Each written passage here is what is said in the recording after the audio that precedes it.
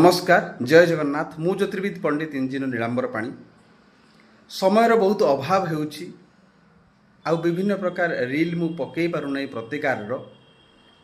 लोक मानकर बहुत अनुरोध आसुछि सार आपण नुआ टिप्स किछि दियंतु आमे आपण कहूथिबा माने प्रतिटी उपाय आमे अनुभव करूछु आ उपाय को आमे करूछु बा प्रतिकार को आमे करूछु आ उपकृत हेउछु मध्य किंतु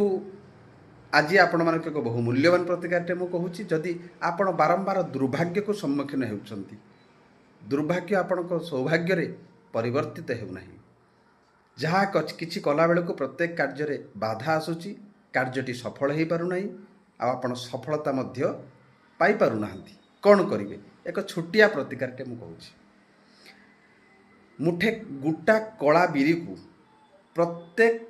अमावास्या दिन सूर्यास्त पर नहीं अस्वस्थ गछ मूल आपण पोती दे आसतु चाखंडे गभीर गात खोली संध्या समय